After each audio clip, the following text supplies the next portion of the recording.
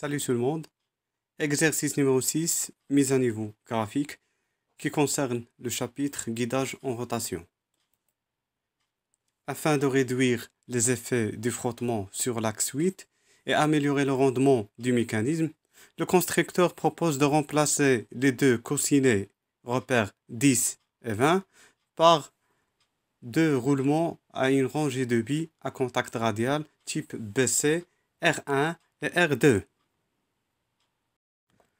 La question numéro 1, tracer la chaîne de code relative au jeu A et le jeu est égal à 0,1. On va l'appeler le jeu J. On va commencer par le jeu J. Le jeu J est entre deux surfaces terminales. C'est la surface 19 et la surface 20. On part de la surface qu'on a à l'origine, c'est la surface 19. On cherche une surface de liaison.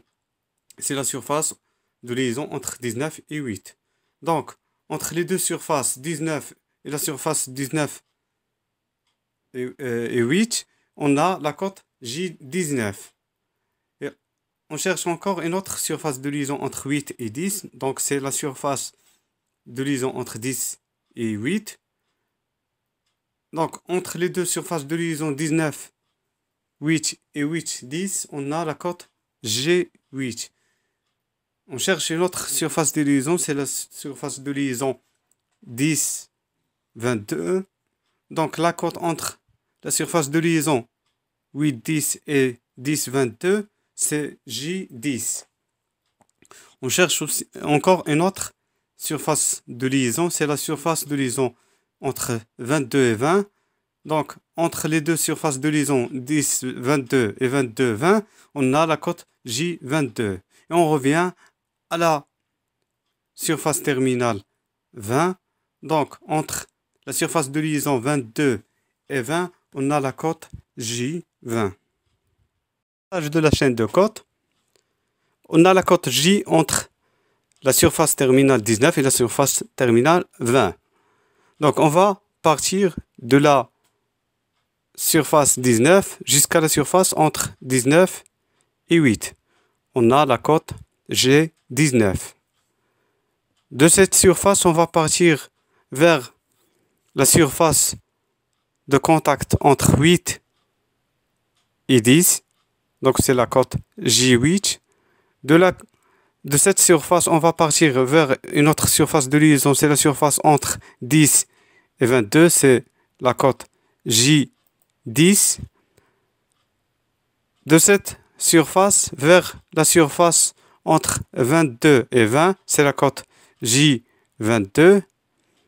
Et on revient à la surface terminale qu'on a à l'extrémité, c'est la surface 20, donc c'est la cote J20. Pour la chaîne de cotes du jeu A, on a le jeu A est entre 22 et 8. Donc on va partir de la surface terminale 22 jusqu'à la surface de liaison entre 22 et 10. Donc la cote entre 22 et la surface de liaison 22, 10, c'est la cote A22. De la surface de liaison 22, 10 jusqu'à la surface de liaison entre 10 et 8. C'est la cote 10. Et de la surface de liaison 10, 8 jusqu'à la surface terminale qu'on a à l'origine, c'est la surface 8. Et on a A8. Pour le traçage de la chaîne de cote A, on a la cote A est entre la surface terminale 22 et 8. Donc on va partir de la surface 22 vers la surface entre 22 et 10. Et on a A22. On va aller jusqu'à la surface de liaison entre 10 et 8 et on a la cote A10. On va aller jusqu'à la surface 8 et on a A8. Question numéro 2. Complétez la représentation du guidage de l'axe 8 par les roulements R1 et R2 et l'arrêt en translation de la roue 6.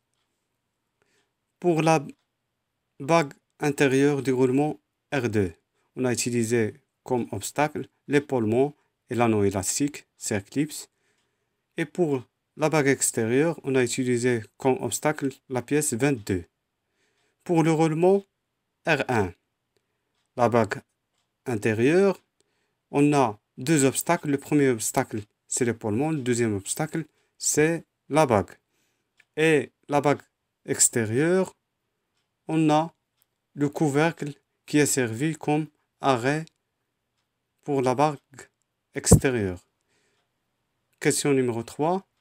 Assurer l'étanchéité des roulements. L'étanchéité des roulements, elle est assurée grâce au joint à deux lèvres des deux côtés. Et pour l'arrêt en translation de la roue 6, on a utilisé la bague et l'écrou à encoche et rondelle frein.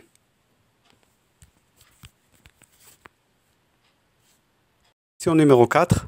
Indiquer les ajustements nécessaires au montage.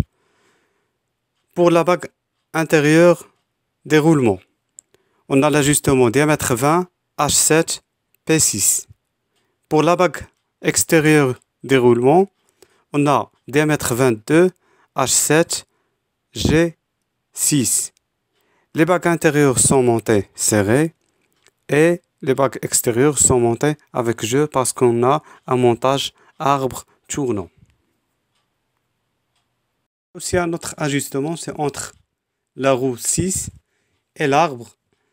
Donc on aura un ajustement diamètre 15, H7 et H6. C'est un ajustement avec jeu. Donc c'est la fin de l'application. Merci de votre attention.